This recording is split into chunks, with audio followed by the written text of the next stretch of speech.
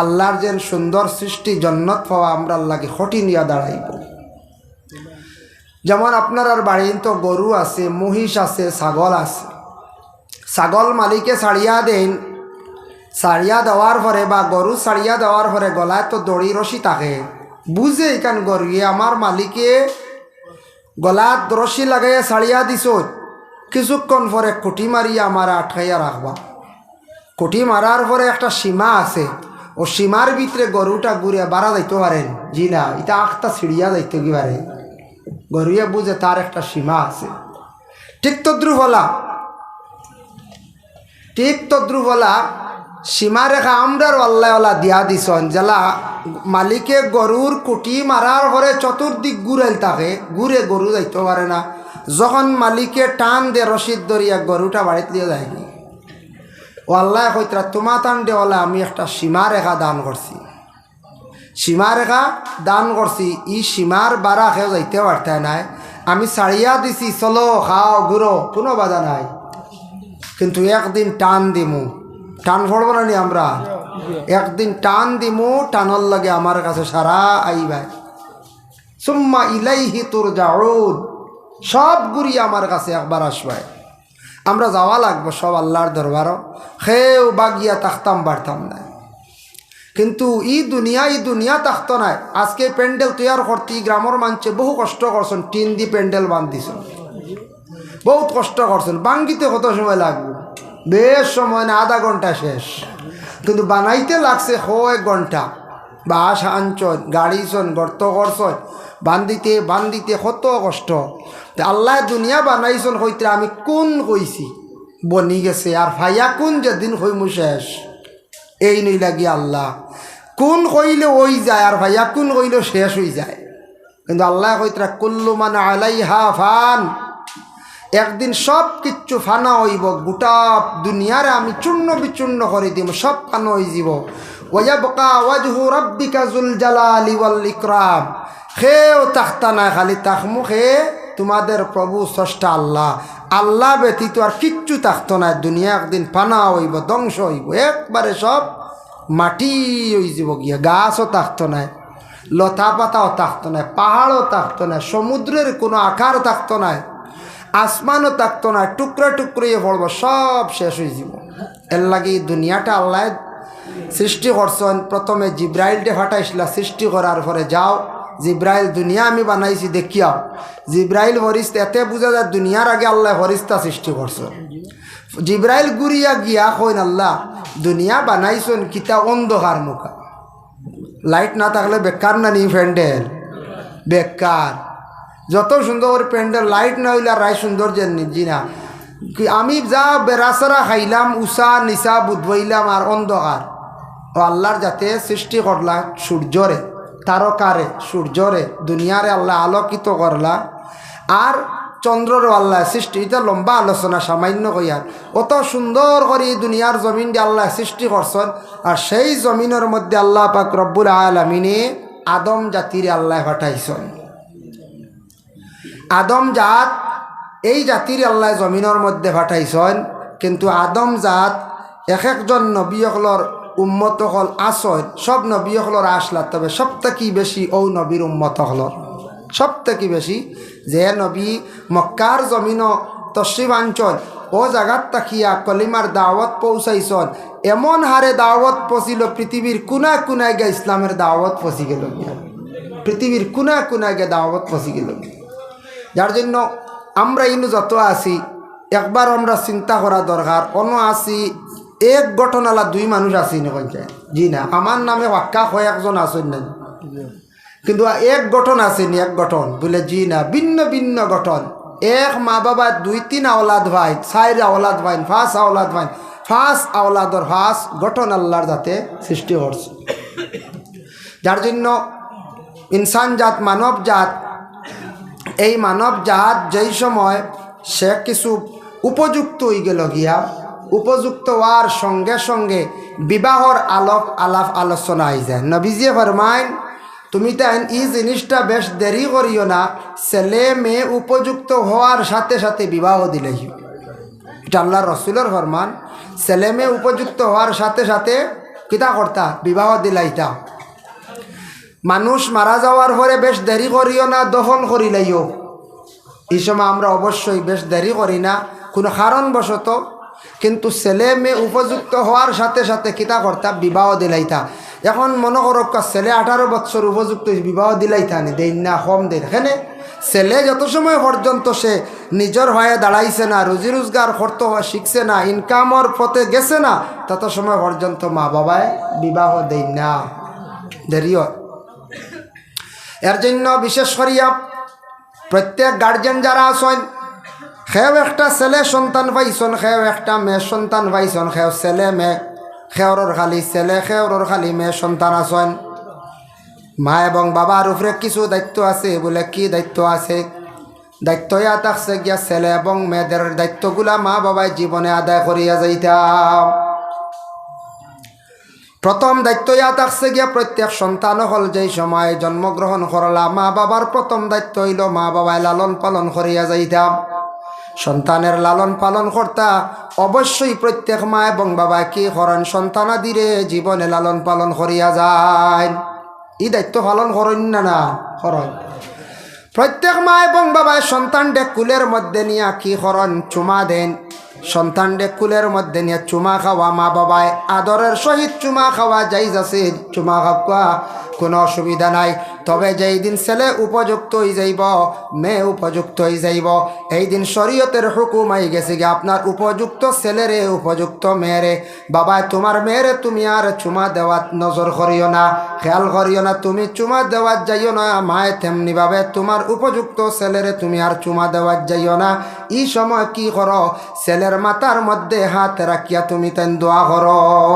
সুবহানাল্লাহ শরীয়ত কত সুন্দর জিনিস দেখো কুয়া ছোট থাকতে চুমা খাইতা মা বাবায় যাইস বড় ইয়ারলে নিষেধ আই গেছি একজন মেয়ে সন্তান যে মেয়ে সন্তানটা মসজিদে পড়াশোনা করের কিংবা তো স্কুলে পড়াশোনা করের বয়স 8 বছর 10 বছর 12 বছর 13 বছর এইভাবে বয়স রয়েছে সেই মেয়ে সন্তানের কোরআন শরীফ তিলাওয়াত করের মসজিদে আসিয়া মাইক তিলাওয়াত করার কোনো বাধা নাই ঘরে উচ্চ সুরে তিলাওয়াত করার বাধা নাই যেই সময় মেয়েটা পূর্ণ বালিগ হয়ে যাইব বালিগ হওয়ার সাথে সাথে সেই দিন তাকি আল্লাহর কালাম কোরআন শরীফরে এই মেয়ে সন্তানে আর উচ্চ সুরে পড়িতা না নিষেধ আই গেছে গিয়া শরীয়তে হুকুম দিলাইছে তোমার পর্দার হুকুম আইছে জবান দে তুমি চুপ করো একবারে গলার আওয়াজ সাফাই লইতাই এর আগে যত জুড়ে ফড়ক বাধা নাই মেসাবে কন্যা জুড়ে ফড়ো রে সারা জুড়ে ফড়া লাগে যখন বালিগ হয়ে গেছে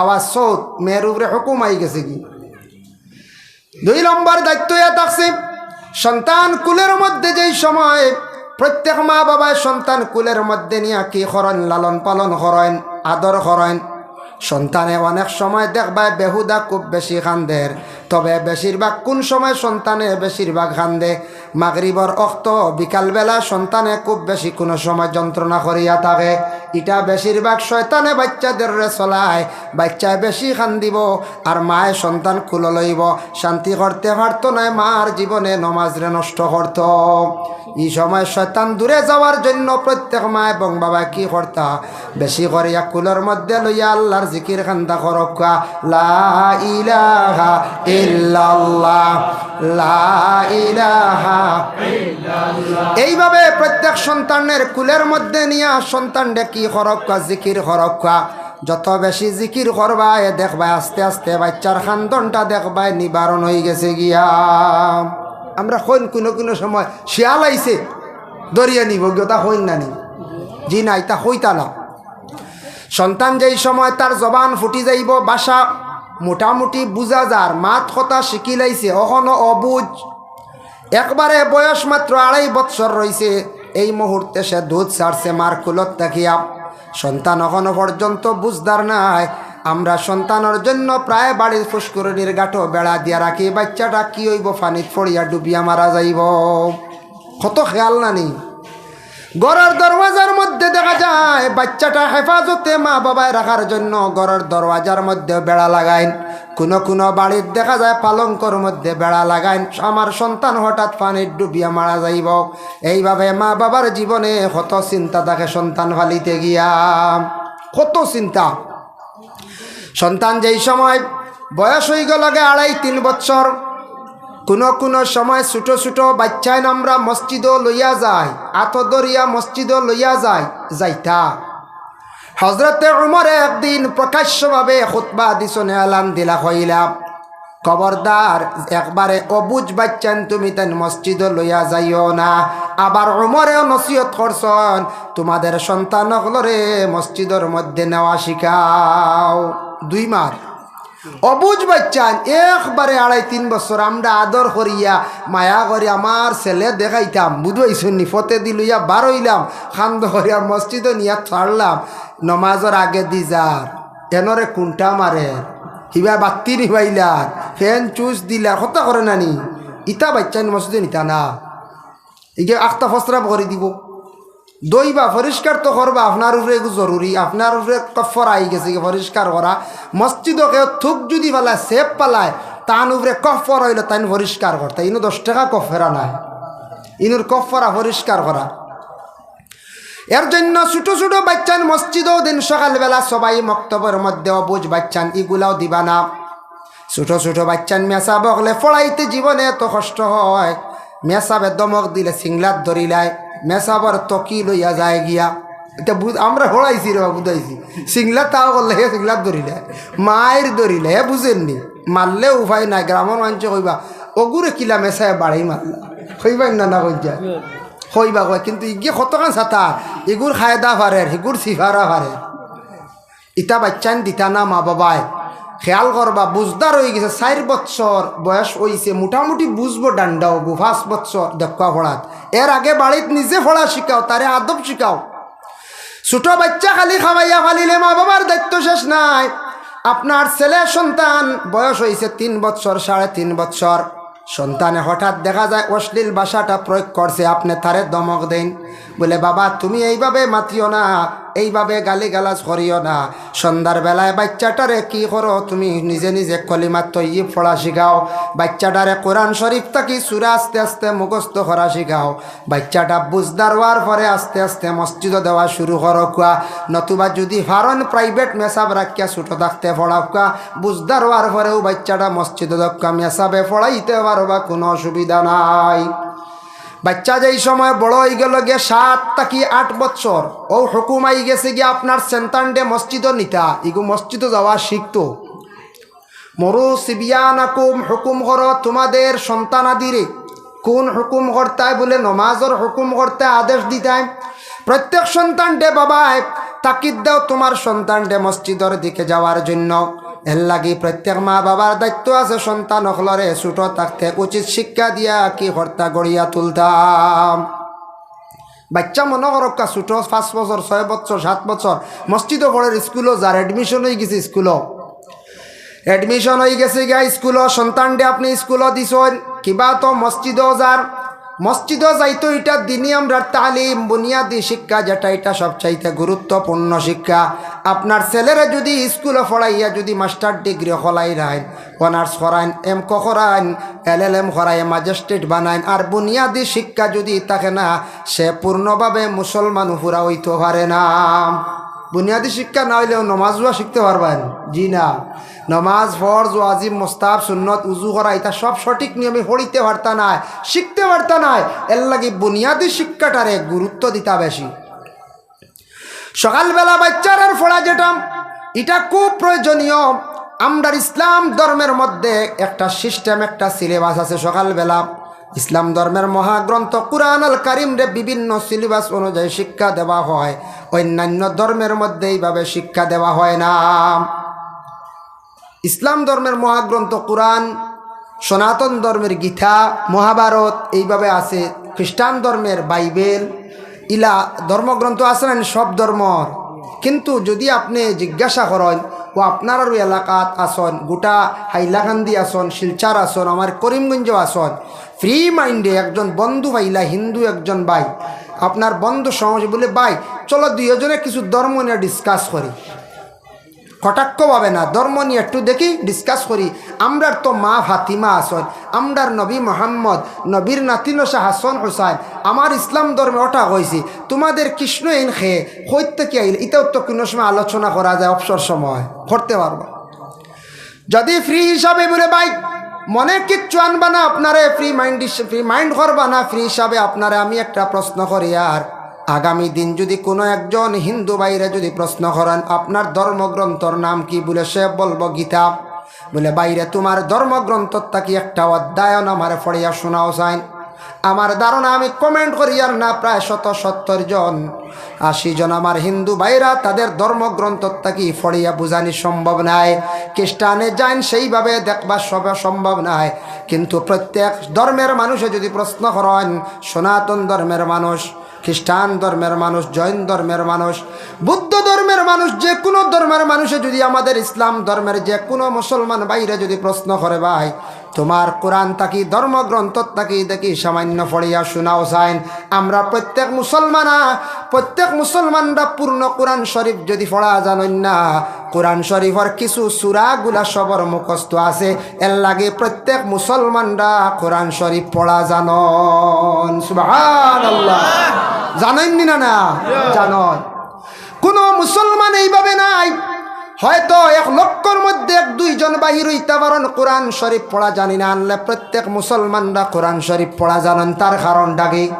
সেই ইসলাম ধর্মের মহাগ্রন্থ আল্লাহর কালাম কোরআন শরীফ এমন একটা সিস্টেম সিলেবাস অনুযায়ী শিক্ষা দেওয়া হয়।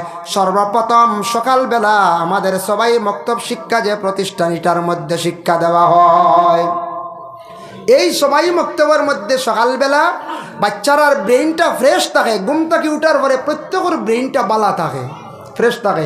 ওই সময় গিয়া মসজিদে বাচ্চারা কম সময়ে বহু জ্ঞান অর্জন করিলাই। স্কুলে যান, প্রাইভেট স্কুল হোক কিবা তো প্রাইমারি স্কুল হোক, এলপি স্কুল হোক, শিক্ষক নিম্নতম 3 জন 4 জন আসন, ছাত্রর হার হই লাগে 50 জন 40 জন এইভাবে আসন। কিন্তু আমাদের সবাই মক্তবের মধ্যে নিম্নতম ছাত্র তখন 70-80 ঊর্ধ্বে 100 জন 150 জন। 2 জন শিক্ষকে শিক্ষা দেন, এর মধ্যে আল্লাহ একটা বরকত দিছে, বলে এখানে সকালবেলা বাচ্চাদের শিক্ষা দেওয়া হয়, যার জন্য 2 জন শিক্ষকে 120 জন 30 জন বাচ্চাদের শিক্ষা দিলেন, শিক্ষার মধ্যে কমি হয় না। কেউ চিন্তা ধারণা করতে পারেন বলে না আমি মসজিদে দেই, আমার ছেলেটা কি করে পড়া হয় না, আমার মসজিদের মেসাবে পড়াই না, এটা ভুল ধারণা।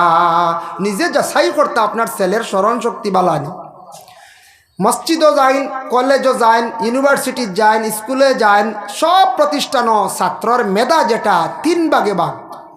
আমি নিজে দেখছি এটা জাজগরিয়া বাচ্চারার মেধাটা হইল 3 ভাগে ভাগ। 1% ছাত্র আছেন এরার ব্রেইনটা খুব বালা, মেধাটা খুব বালা, স্মরণ শক্তি ইয়াদ শক্তি তাদের খুব বেশ, এরা হইল গিয়া 1 নম্বর। 3 নম্বর আরেক গুরু আসন, এরার মোটামুটি বালা, একবারে খাসাও নাই পড়াত, একবারে বালাও নাই। আর 1% বাচ্চারা পাওয়া যায়, ছেলে হোক মেয়ে হোক, এরার স্মরণ শক্তিটা খুব কম, এরা পড়া বেশ পাইন না। মসজিদও গেলেও জেলা, স্কুলে গেলেও ওলা, এইভাবে দেখবা এরার ব্রেইন তেমন বালা নাই। এটার কারণে থাকছে ছোটোবেলা মা বাবায় সন্তানাদিরে কিছু উচিত শিক্ষা দিতাম, ছোটবেলা শিক্ষা দিতার, দোয়া করতাম। মা বাবার দোয়া আল্লাহর দরবারে কবুল। মা বাবায় নমাজ পড়ক্কা, দোয়া করক্কা। হজরতে হান্না বিনতে ফাকুজ ইমরানর বিবি আল্লাহর কাছে দোয়া করলা, ইন্নী উইযুহা বিকা ওয়া যুররিয়াতাহা মিনাশ শাইতানির রাজিম। আয় আল্লাহ, আমার পেটে যে সন্তান দান করছো, সন্তানটারে জন্মর পরে শয়তান তাকে আপনি হেফাজতে রাখিও।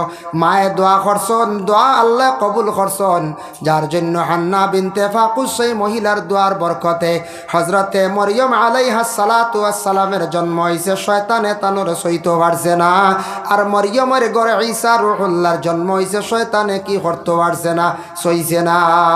মার দোয়ার বরকতে আল্লাহি মার দোয়া কবুল, বাবার দোয়াও কবুল। কিন্তু মা বাবা আমরা দোয়া করি না, মেসাব দোয়া করেন জানি টাকা 100 নেক আমার ফোড়া হয় না, ওই বলি ওই যেতে পারে আক্তা কোন মেসাবার দোয়া জলদি কবুল হয়ে যেতে পারে, তবে গ্যারেন্টি নাই। সাপ বাড়ি গেছেন, সাপ ফরাসি নক্কা 3 কেজি দোয়া করেন জানি হুয়াই গিয়ে ফোড়া হয় না, বলে না।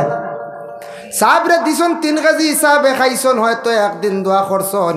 সাহেবর দোয়ার মধ্যে কোনো গ্যারেন্টি নাই। আলিম সাহেবর দোয়ার মধ্যে গ্যারেন্টি নাই। দোয়ার মধ্যে গ্যারেন্টি হইল মুস্তাজাবুদ দাওয়া, 3 গুরের দোয়া কবুল। এর মধ্যে মা বাবা আওলাদর প্রতি যে দোয়া করবা, সেই দোয়াটা আল্লাহর দরবারে কবুল হয়ে যায়।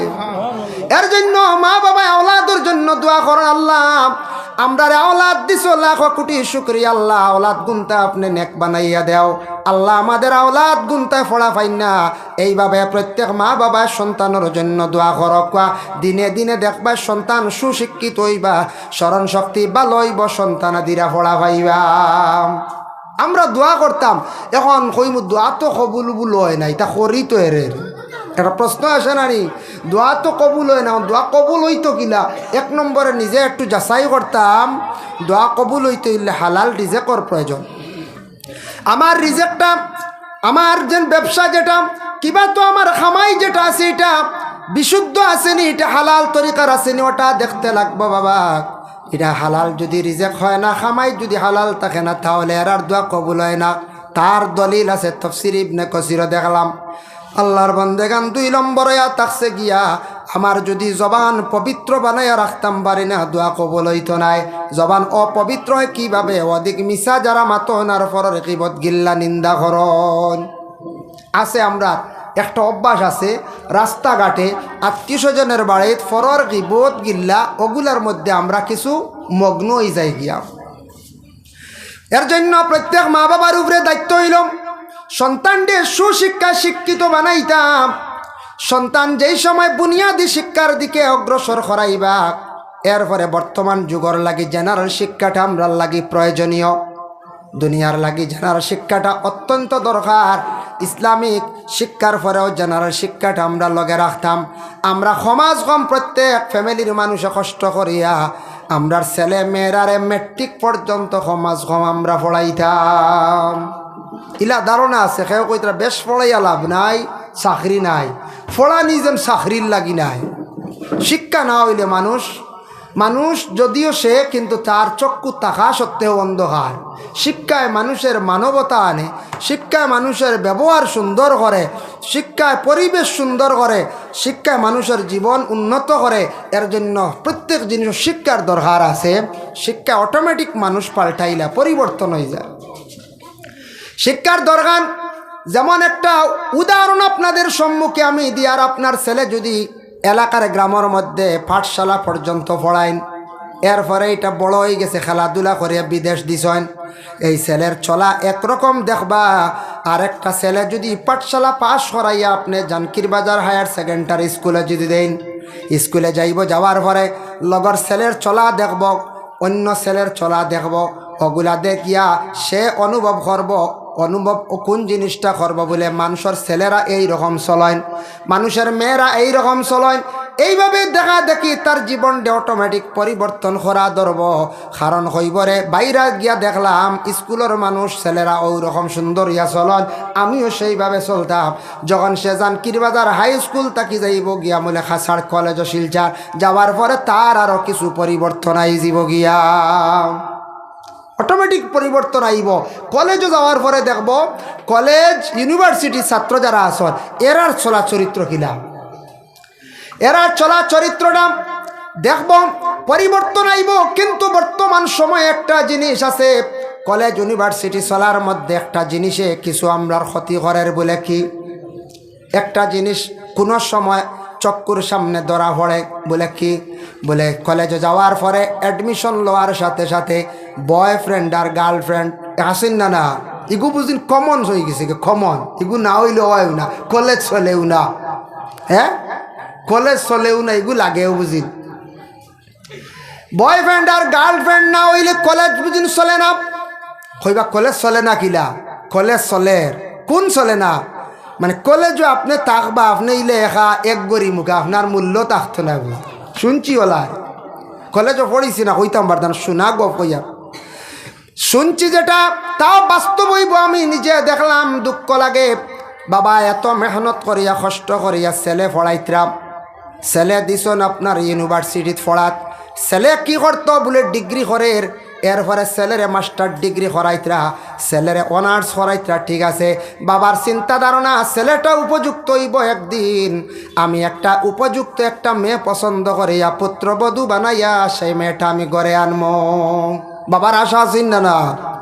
এখন দেখা যায় কলেজে গিয়া বয়ফ্রেন্ড রেডি হয়ে গেলে বা গার্লফ্রেন্ড রেডি হয়ে গেছে গিয়া, রেডি হইতে হইতে হইতে হইতে বাদে বাড়িতে আইয়া সরম ভাঙ্গিয়া মা তো দেওয়া শুরু হয়ে গেছে। আমি চাইয়া আসছি, বাবার মনে আইসিন না কোন যায় পয়লা এক দুঃখ আইলো বাদে হইলে তো যাক আল্লাহর আল্লাহ থুকাইতাম হেরান হইতাম আসলাম মনরে বুঝ দিলা কোন জায়গাত খানো বাড়িও বাড়ইলা ওলা নাই কোন যায়। বাবার কিন্তু কত আশা। ঠিক তেমনি ভাবে মেয়ে সন্তান এইভাবে মা বাবায় পড়াইতরা এইচএস ক্লিয়ার করছে বলে আরো একটু পড়াই ডিগ্রিটা করাই। এইভাবে মা বাবায় আশা করছেন উপযুক্ত বালা একটা ফ্যামিলির মেয়েটা বিবাহ দিম। মেয়েটা দেখা যায় হঠাৎ একজন ছেলে পছন্দ করে লাইল, যার ফলে বাবাও দেখা যায় দুঃখিত কোনো জায়গাত, মাও দেখা যায় দুঃখিত। কিন্তু এই সিদ্ধান্তটা না নেওয়া এখন ভালো। আপনার জীবনে আপনি যাচাই করিয়া চিন্তা ধারণা করিয়া আপনার ছাত্র জীবনে এই সিদ্ধান্তটা না নেওয়া খান ভালো। বলে মা বাবা জীবনে এত টাকা খরচ করিয়া মেহনত করিয়া ছোটো থাকি বড় করলা, আর আমার এত টাকা খরচ করিয়া পড়াইলা, আমার বাবার জীবনের একটা আশা আছে, সেই আশাটা আমি যাতে ভঙ্গ করতাম চাইয়ার না। ছেলে যদি বুঝিলায় তাহলে কি হইব বলে এইভাবে যদি হয় তাহলে বাবার দোয়া আপনার উপরে থাকবো, মায়ের দোয়া থাকবো। আপনি এমন একজন মেয়ে পছন্দ করছেন, হয়তো বাবার অপছন্দ, এটার থাকি আপনি বাবার মন ডে খারাপ করিয়া জীবনে আপনি জীবনসাথী বানাইলা, বিবাহ করলা, সারা জীবন বাবার মন বেজার থাকলো, দোয়ার থাকি মহরুম হয়ে গেলাম। মহরুম থাকবেন না থাকবা। তো কোনো সময় এইরকম ওই যায়, কিন্তু এই সিদ্ধান্তটা না নেওয়া খান বালা, না নেওয়া খান খুবই বালা। কারণ মা বাবার আশা ভরসা একটা আছে, কিন্তু এটা ইসলামে অধিকার দিছে।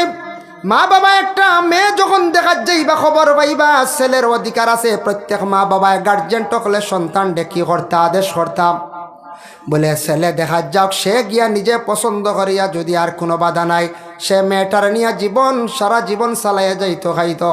এর লাগে প্রত্যেক মা বাবায় ছেলের আগে কি করতা ফাটাইতা বলে সেই মেয়েটা দেখা যাক। আর ছেলে যদি কইলায় বলে না না আমরা ইলা যাইতাম না, আমি যাইতাম না, মা বাবা থাকা সত্ত্বেও মা বাবার সুন্দরে সুন্দর কোনো বাধা নাই।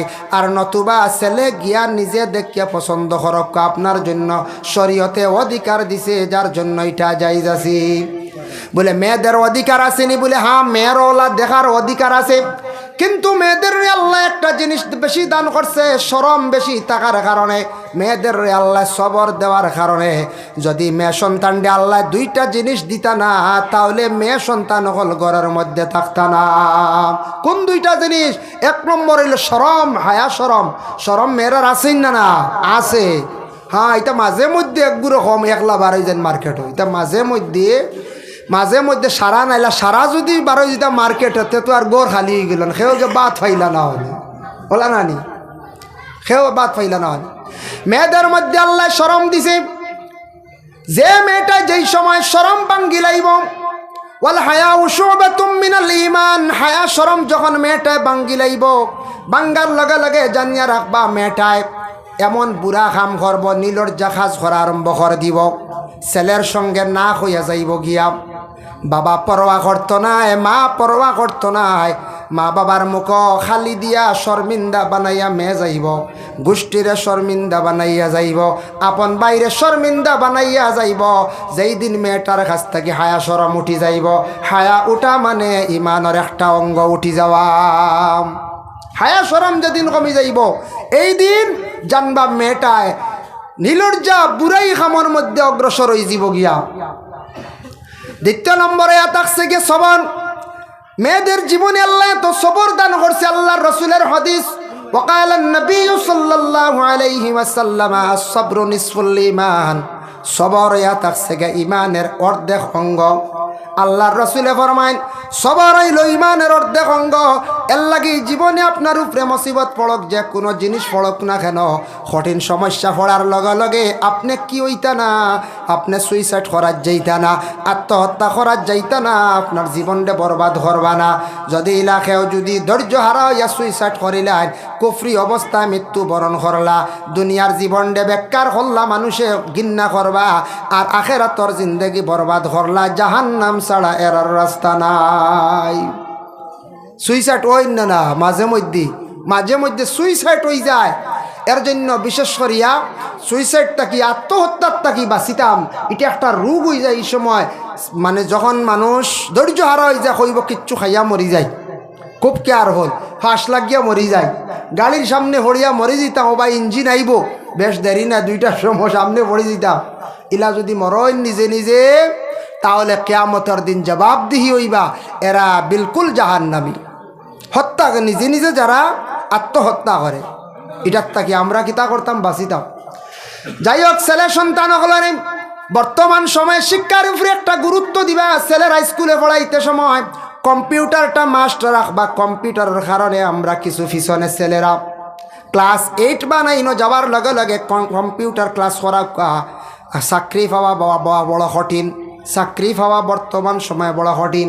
হ্যাঁ পাইবা, আপনার ছেলের যদি মার্ক ওই রকম থাকে, যদি মার্ক যদি দেখা যায় 80%, 70 আপ, সব বালা বালা লেটার আছে, ডিভিশন আছে, 80 পর্যন্ত মার্ক আপনি দেখাইতে পারেন, আপনার ছেলের যদি সব কিছু ঠিক থাকে, তাহলে আপনার চাকরি এখনও পর্যন্ত চাকরির দরওয়াজা আছে।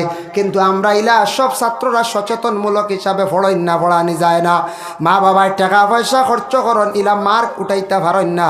তবে জ্ঞান আপনার আমার অর্জন করা দরকার। সমাজ কম মেট্রিক পর্যন্ত পড়কা, আর বলে কম্পিউটার সারা শিকার চেষ্টা করকা, ছেলেদের কম্পিউটার শিক্ষা বলে এখানে মেট্রিক যদি পাস করে একটা সার্টিফিকেট, তার মোটামুটি একটা ভ্যালু আছে।